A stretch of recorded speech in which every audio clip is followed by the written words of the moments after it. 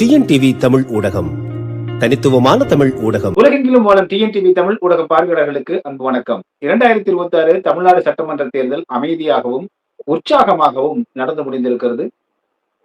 வாக்குப்பதிவு நிலவரங்கள் குறித்தும் சமூக ஊடகங்கள் மற்றும் பொதுவாகவே நடைபெற்றுக் கொண்டிருக்கக்கூடிய வாத விவாதங்கள் குறித்தும்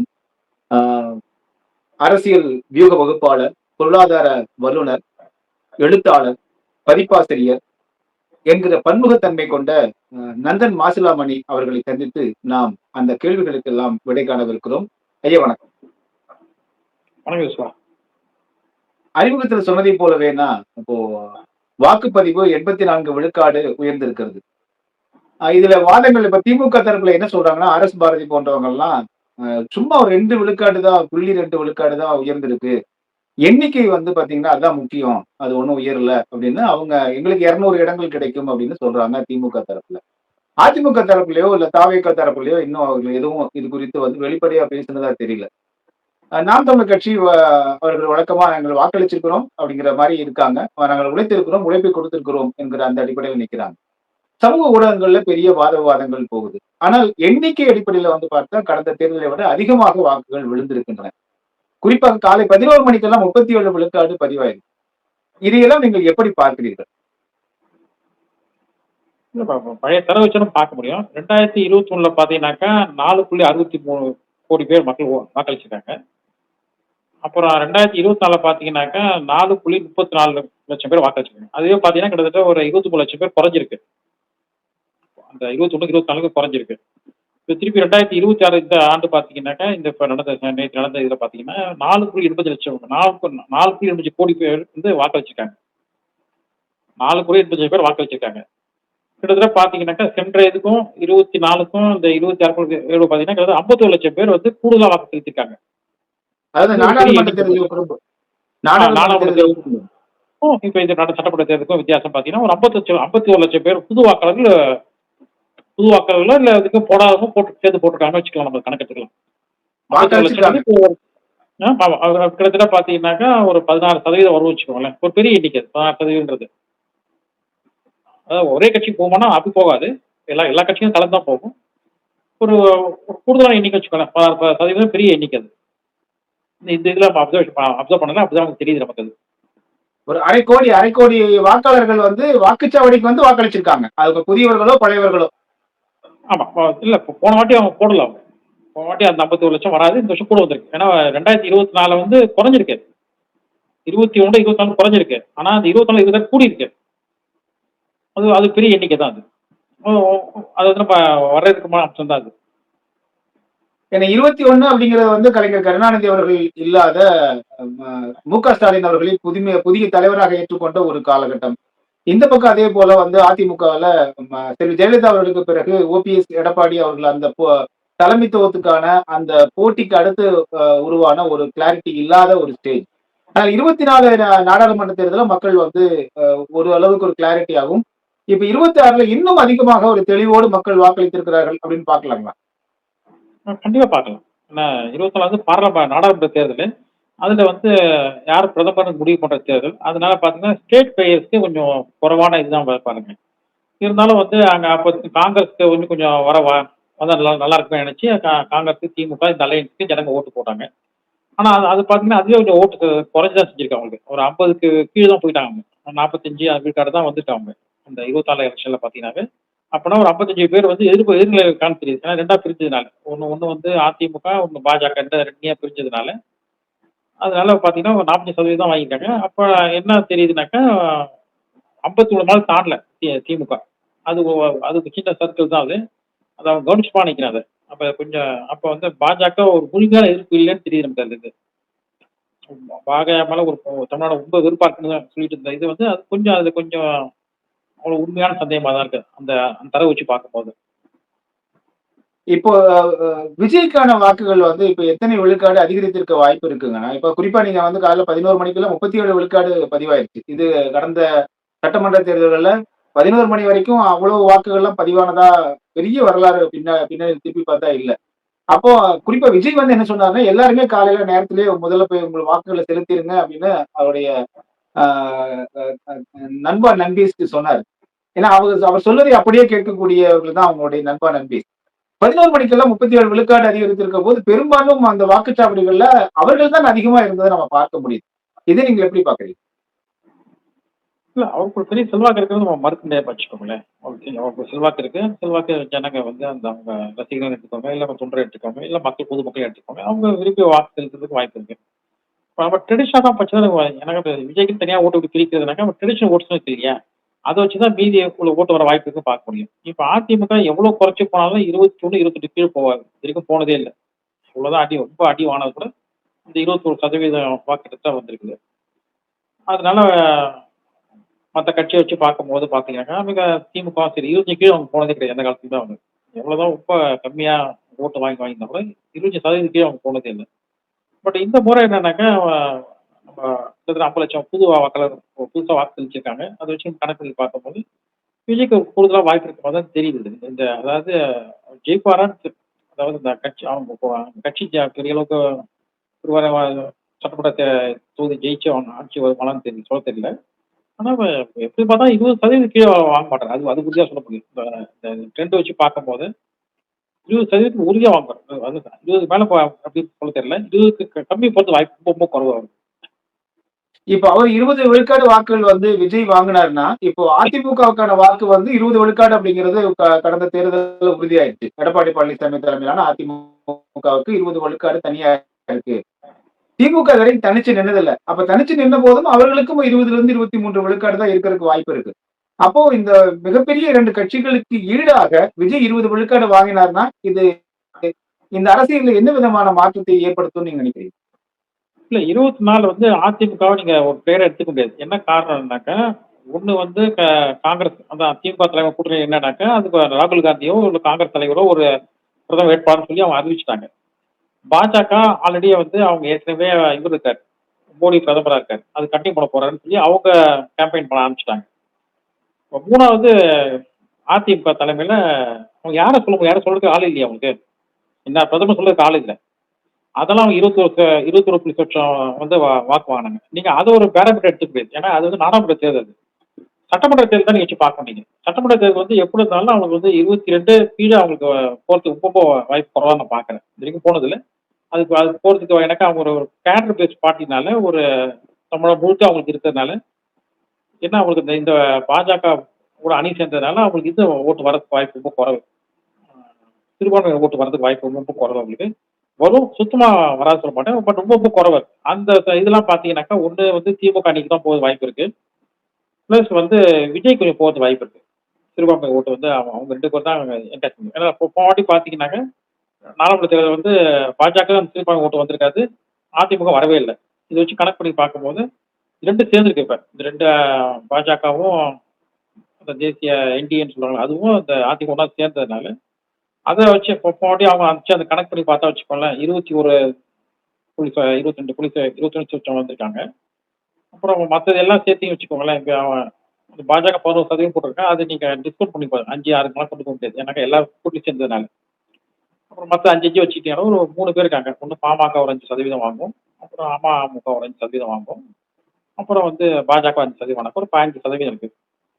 இந்த 15 அப்படியே வந்ததுனாக்கா ஒரு 22 ஒரு 15 ஒரு 37% வரைக்கும் வாய்ப்பு இருக்கு. அந்த அந்த ப்ரீவியஸ் கணக்கு வச்சு பார்த்தாக்கா.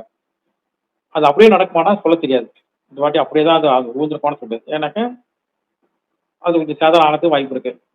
எப்படி இருந்தாலும் அவங்க 32, 33க்கு மேல வரதுக்கு அதிமுக வரதுக்கு வாய்ப்பு இருக்கு. இந்த இந்த ஒரு மினிமம் கால்குலேஷன் பார்த்தாக்க 32 33% வரைக்கும் குறைஞ்சபட்சம் வரதுக்கு வாய்ப்பு இருக்கு அவங்களுக்கு. இப்போ விஜய் வந்து ஒரு 20 விழுக்காடு வாங்குறாருன்னா நம்ம எடுத்துக்கலாம். ஏற்கனவே நாம் தமிழருக்கு 8 விழுக்காடு இருக்கு. இப்ப அவங்க ஒரு 10 விழுக்காடு வந்தா கூட 30 விழுக்காடு வந்து விஜய் 30 விழுக்காடு அதாவது 35 விழுக்காடு விஜயும் நாம் தமிழர் வாங்கிட்டாங்கன்னா, மீதமுள்ள 65 விழுக்காட்டுக்குள்ள தான் அதிமுக, திமுக கூட்டணி போட்டியிடணும் இல்லைங்களா? அப்ப நீங்க சொல்வதை பார்த்தா 32 விழுக்காடு அதிகரிக்குது அப்படின்னா, அந்த கணக்குல அதிகரித்தாலும் அதிமுக முன்னணியில் இருக்குன்னு எடுத்துக்கலாம். 20% விஜய்க்கும் ஒரு ஒரு அனுமானமா பண்ற போய் அது உறுதியாக நிரூபிக்கப்படல. நமக்கு தகவலுக்கு வரல நமக்கு. ஒரு அனுமானத்துல 20% ஏன்னா விஜயகாந்த் வச்சு நம்ம கம்பேர் பண்ண போது ஒரு ஒப்பீடு அளவில் பார்த்தீங்கன்னா விஜயகாந்த் 8% வாங்கினாலுக்கு கிட்டத்தட்ட ஒரு 2.5 மடங்கு வச்சுக்கிட்டாக்கா ஒரு 20% வாங்கணும் ஒப்பீடு அளவு தான் நம்ம கணக்கு எடுக்க முடியும். கூட்டத்தை பார்த்து அந்த மக்கள் எழுச்சியை பார்க்கும்போது 20% நம்ம ஒரு குத்து மதிப்பா நம்ம ஒரு அனுமானிக்க முடியும் வழிய அது உறுதி சொல்ல முடியாது. சீமானுக்கு சொல்ல முடியும். ஏன்னா சீமான் 8% வாங்கினதால இந்த முறை 12% உறுதியா வாங்கன்னு சொல்ல முடியும். 5 போறதுக்கு வாய்ப்பு இருக்கு. அப்ப ஒரு 38% வச்சுக்கோங்களேன். 2 சேர்த்தாக்கா 2 கட்சி சேர்த்து 38% ஒரு அனுமானத்துல இது பண்ணலாம். பாக்கி 68% தான் மீதி இருக்கு. அதுல 1% இது வச்சுக்கோங்களேன். பிற கட்சிகள்லாம் சேர்த்து ஒரு சதவீதம் வச்சா கூட பாக்கி 67% ஓட்டு தான் இருக்கு. இந்த 2 பேரும் உறுதியா இந்த அளவுக்கு வாங்கியிருந்தாங்கனாக்கா, அந்த 67ல பாத்தீங்கன்னாக்கா, யார் 34% வாங்குறோ அவங்க வந்து ஜெயிக்கிறதுக்கு கூடுதல் வாய்ப்பு இருக்கு. இந்த ஒரு சின்ன ஒரு அரித்மெட்டிக் வச்சு பார்க்கும்போது இதுதான் நமக்கு தெரியுது நமக்கு. இந்த கணக்கு இது இந்த 20 பிளஸ் ஒரு 12 இருந்ததுனாக்கா, சப்போஸ் சீமான் 14, 13 வந்தாலும், இல்ல விஜய் வந்து 18 வந்தாலும் அந்த இதுல வந்துரும். சப்போஸ் விஜய் அது தாண்டி போட்டாரு வச்சுக்கோங்க, 25 தாண்டாரு வச்சுக்கோங்களேன், அப்ப இது எல்லா கணக்கும் மாறி போடும் அப்படியே. நம்ம அது நம்ம ஒரு அனுமானத்தை 20 சொல்றோம். இவர் 18ன்றாங்க, 20ன்றாங்க. ஒரு 20 வச்சுப்போம் ஒரு இதுக்காக. ஒரு இந்த விஜயகாந்த் பாபு ஒரு 18 உறுதி, 20 உறுதியா ஒண்ணாம தோணுது பார்த்தாக்கா, அந்த தோடு பார்த்து, அந்த அவருக்கு வர அந்த அவருக்காக பண்ற மெனக்கெடுற இதெல்லாம் பார்க்கும்போது ஒரு ஒரு க்ரௌட் புல்லிங்காவும் இருக்காரு. ஒரு மத்த கட்சி எல்லாமே கொஞ்சம் ஆளுக்கு திரட்டி தான் கொண்டு வரணும். ஒரு மீட்டிங்க்கும் பார்த்தீங்கன்னாக்கா, ரோட் ஷோ ஆகட்டும், இல்ல மாநாடாகட்டும், கூட்டமாகட்டும், ஒரு ஒரு ஆள வச்சு திரட்டி கட்டி ஒரு பெரிய படத்து தான் அது. இவருக்கு அந்த மாதிரி ஒரு மெனக்கெடுற மாதிரி தெரியல. ஜனங்க இல்ல பெண்கள் வருதுன்னா, பெரும்பாலும் பார்த்தீங்கன்னா, எம்ஜிஆருக்கு ஒரு திமுக இருக்கும்போது பெரிய பிரச்சனைனாக்கா, எம்ஜிஆருக்கு எல்லாம் பெண்களுக்கு திமுக ஓட்டு வந்துரும். திமுக எம்ஜிஆருக்கு வரைக்கும். அதிமுக தனியா எம்ஜிஆர் கண்டதுக்கு அப்புறம் பார்த்தீங்கன்னா, பெண்கள் ஓட்டு எல்லாம் வந்து எம்ஜிஆருக்கு போக ஆரம்பிச்சது.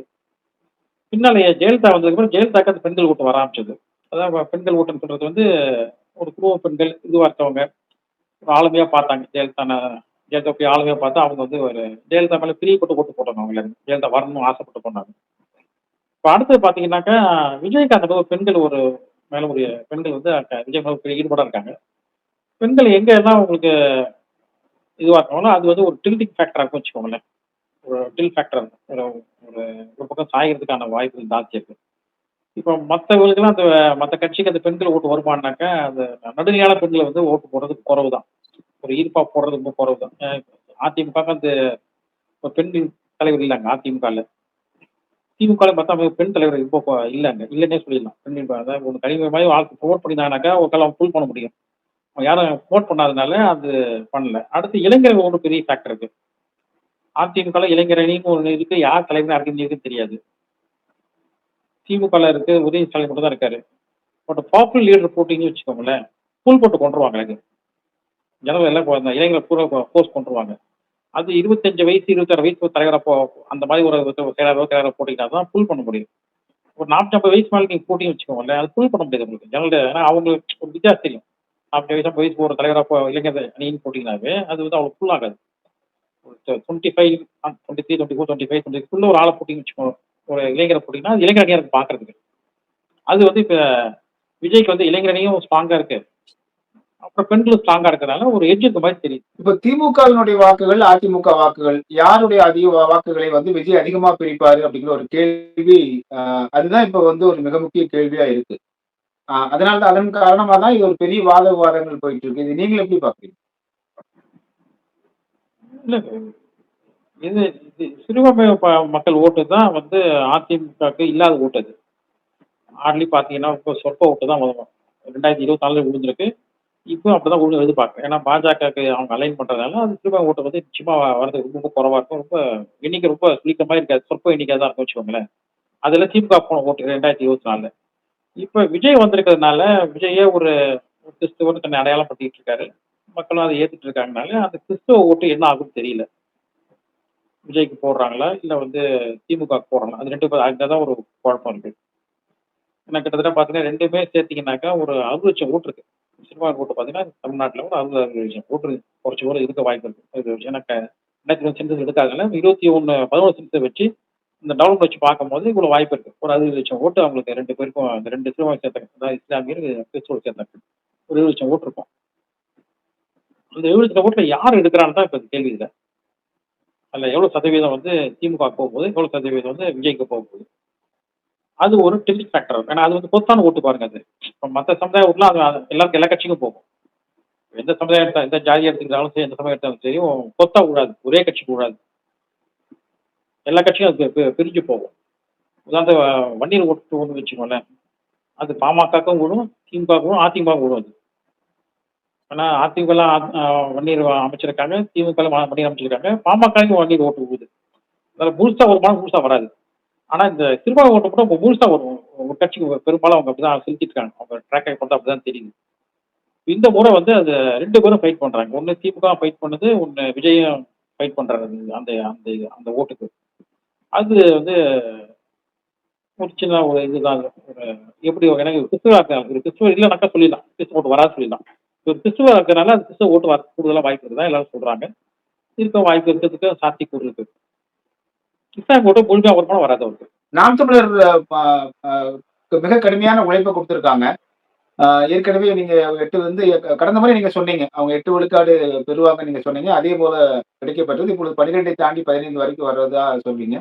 இப்ப நாம் தமிழருடைய அரசியல் எதிர்காலம் அப்படிங்கிறது வந்து எப்படி இருக்கும்? அவர்கள் இன்னும் போராட வேண்டியது இருக்கு மட்டும் உறுதியா தெரியுது.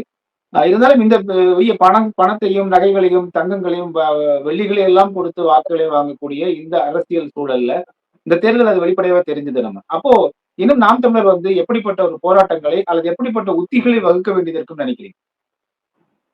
இல்ல 2 கட்சி இருந்தா தான் உங்களுக்கு ஒரு இடத்துல நீங்க ஜெயிக்க முடியும். 2 முறை போட்டியா இருந்ததுனா தான் இந்த இவங்க எல்லாம் அவங்களாம் மாத்தி போட முடியும். நீங்க 4 முறை 5 முறை போனாவே சிக்கல் பாருங்க அது. யாருக்குமே இல்லாம போடும் அது. அப்ப இந்த முறை வந்து மும்முனை போட்டியா கொண்டாந்துருக்கணும் அவங்க. அதாவது இந்த சசிகலாவும் இவங்களையும் கொஞ்சம் இதை எடுத்துடலாம். எனக்கு அவ்வளோ விதத்தை கேம்பெயின் பண்ண மாதிரி தெரியல. எல்லாத்தையும் போட்ட மாதிரி தெரியல. ஒரு குறிப்பிட்ட பாக்கெட் போட்ட மாதிரி தான் தெரியுது. அது கேண்டிடேட் பேர்லாம் வெளில அவ்வளோ இதுவா வரல. இப்போ மற்ற 3 கட்சியும் இது பண்ண மாதிரி அவங்க ஃபோர்ஸ்ஃபுல்லா இறங்கி செய்யல அவங்க. சுத்தமா செய்யலன்னு சொல்ல முடியாது. செஞ்சுட்டாங்க. பட் இவ்வளோ இந்த விசிபிலிட்டி வந்து அவங்களுக்கு கடைசியா அவங்களுக்கு கிடைக்கல. இப்போ சீமானும் விஜயும் சேர்ந்திருந்தாக்கா கேம் வேற மாதிரி இருந்திருக்கும். இப்போ மும்முனை போட்டியா இருக்கும். ரொம்ப விகரசா இருந்திருக்கும்.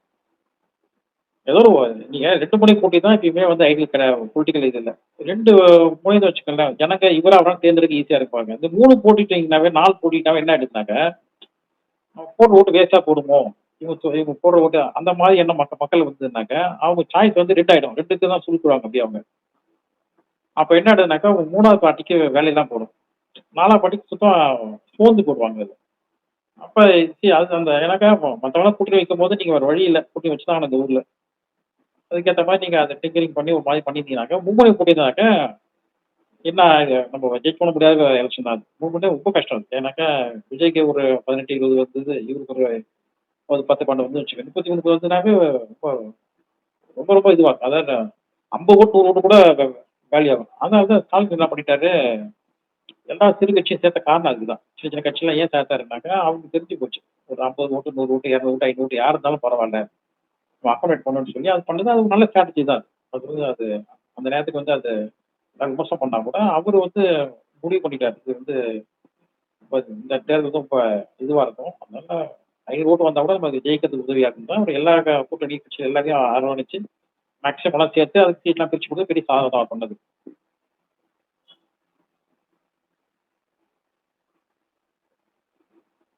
அப்போ விஜயும் சீமானும் 2 பேரும் இணைஞ்சு ஒரு கூட்டணியா இருந்திருந்தாங்கன்னா, இந்நேரம் ஆட்சி பிடிப்பதற்கான வாய்ப்புகள் இருந்திருக்குன்னு சொல்றீங்களா? அப்படி எடுத்துக்கலாமா? சொல்ல முடியாது. 33% தாண்டிட்டாவே உங்களுக்கு ஒரு எட்ஜ் வந்துடுது பாருங்க. 100ல 3 டிவைட் பண்ணீங்கன்னா 33 ஆள் வந்துட்டாவே அவங்க லீடிங். இப்ப இவருக்கு எனக்கு புது ஃபோர்ஸ் ஜனங்க ஒரு ஆட்கள் எதிர்பார்ப்பாங்க. 2 பேர் பார்த்தாங்க. ஏடிஎம்கே திமுக பார்த்தாச்சு. சரி இன்னொரு புது ஃபோர்ஸ் வந்தா நல்லா இருக்குமே ஒரு எண்ணம் ஜனங்களுக்கு வருது. எப்பயுமே அந்த 20% மக்கள் வந்து 2 பேரும் வேணா நிக்கிற மக்கள் எப்பவுமே இருந்துட்டே இருக்காங்க. தொடர்ச்சியா நீங்க பார்த்தீங்கன்னாக்க, காங்கிரஸ் இருந்தது அந்த காலத்துல. அதனால காங்கிரஸ் எந்த கட்ட கூட்டணி வைக்கிறதோ அது ஜெயிக்கிற மாதிரி இருந்துச்சு. ஏன்னா 20% ஓட்டு வச்சிருந்தாங்க அந்த காலத்துல. அது இப்ப போயிட்டு குறைஞ்சது குறைஞ்சா மத்த எல்லா கட்சியும் கொஞ்சம் அதே எடுக்க ஆரம்பிச்சிட்டாங்க. இப்ப மதிமுக அன்பார்ச்சுனேட்டா அந்த 96ல வரும்போது ஒரு 4 அணியா போனதுல தான் அவருக்கும் சர்க்கிள் விழுந்துச்சு. அவர் அன்னைக்கு 3 அணியா இருந்ததுனாக்கா வேற மாதிரி கேம் மாறி இருக்கும் அவருக்கு. அவ்வளோ போராத நேரமோ அது ஸ்ட்ராட்டஜி தப்போ என்னன்னு தெரியல. அது 4 அணியா இதே மாதிரி 4 அணியா போச்சு அன்னைக்கு. அதுதான் மதிமுக ரொம்ப அடி வாங்கிச்சு அன்னைக்கு. அதுல இருந்து எந்திரிக்க முடியல ரொம்ப சிரமப்படுறாங்க அவங்க. இப்ப இந்த சீமானும் இவரும் சேர்ந்துருந்தாங்கனாக்கா, உண்மையிலேயே ஒரு பெரிய ஒரு ஜனங்க மத்தியில ஒரு 20% ஓட்டு சால்ட்டா இருக்கு. ஒரு ஐடியாலஜிக்கு ஒரு 5, 8% சால்ட் இருக்கு. அப்ப 28% உறுதியா இருக்கு பாருங்க. அப்புறம் ஜனங்க மனசு மாறதுக்கு வாய்ப்பு இருக்கு. அதனால இப்பவே இந்த அரசியல்ல மட்டும் 1+1 ஆகும். 1+3 ஆகும். அப்படியே நிறைய கூட்ட முடியாது.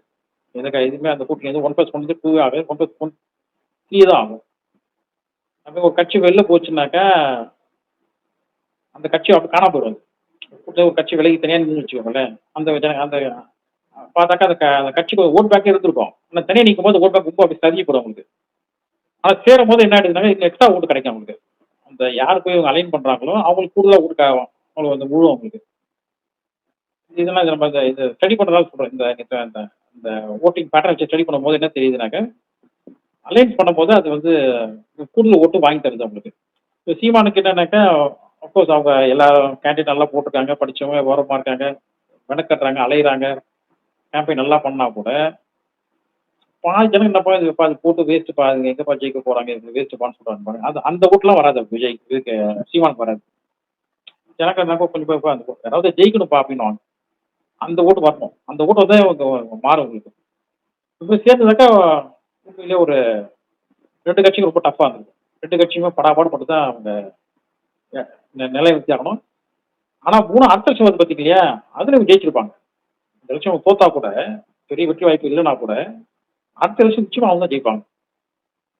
ஆனா அது 2 பேருமே அதை கொஞ்சம் மிஸ் பண்ற மாதிரி தோணுது. ஆனா அப்போ அலைன் தப்பு தான் வச்சுக்கோங்களேன். சேருவாங்க, பிரிவாங்க, அப்புறம் அப்ப மாறும் வச்சுக்கோங்களேன். இல்ல அடுத்த எலெக்ஷன்ல வந்து நாம் தமிழர் ஜெயிப்பாங்கன்னு சொல்றீங்களா? வெற்றி பெறுவாங்க அப்படின்னு சொல்றீங்களா? இல்ல, இந்த இதில் கூட்டணி வச்சிருந்தாங்கனாக்கா அடுத்த முறை அவங்க ஜெயிக்கிறது நிறைய வாய்ப்பு இருக்கு. இப்போ கூட்டணி வச்சிருந்தாங்கனாக்கா. ஆனா என்னன்னாக்கா இவங்க 12% ஓட்டு தாண்டிட்டாவே அடுத்த முறை இவங்க ஒரு முக்கியமான ஒரு கேம் சேஞ்சரா இருப்பாங்க. 12லேருந்து 15 வந்துட்டாங்கன்னு வச்சுக்கோங்களேன். 15% வாங்கி காமிச்சிட்டாங்கன்னா இந்த முறை, அடுத்த முறை இவங்க தவிர்க்க முடியாத அரசியல் சக்தியை மாறிடுவாங்க. இவங்க இல்லாம எதுவுமே நடத்த முடியாம கொண்டாந்து விட்டுருவாங்க. ஏன்னாக்கா இந்த 15% தான் இன்னொரு கட்சிக்கு வெற்றி கொடுக்குதோ இல்ல தோல்வி கொடுக்குதோ ஒரு காரணியா இருந்துருவாங்க இவங்க. அதனால யாராவது கூட்டணி வரதுக்கு கண்டிப்பா கேட்கறது வாய்ப்பு இருக்கு. அது ஒரு வேற மாதிரி ஒரு டிஃப்ரெண்ட் ஸ்ட்ராட்டஜி தான் கேட்பாங்க எல்லாரும். வெறும் கூட்டணியா இருக்காது. ஆட்சி அந்த மாதிரி இந்த 15% வாங்கிட்டாங்கனாக்கா, அது வாங்கினாக்கா அந்த வாய்ப்பு இருக்கு அவங்க. மிக்க நன்றிங்க. மிக்க நன்றிங்க. மீண்டும் நன்றி. மற்றொரு தலைப்பில் நான் உங்களை சந்திக்கிறேன் நானு. வணக்கம். கோயம்புத்தூர் மாநகரில் 16 வகை தரமான எண்ணெய் வகைகள் கண்முன்னே அரைத்து சூரிய ஒளியில் வைக்கப்பட்டு முறையாக விற்கப்படுகின்றன. நேரிலும் அஞ்சல் வழியாகவும் வாங்கிக் கொள்ளலாம். தொடர்புக்கு 9843028388. டிஎன்டிவி தமிழ் ஊடகம், தனித்துவமான தமிழ் ஊடகம்.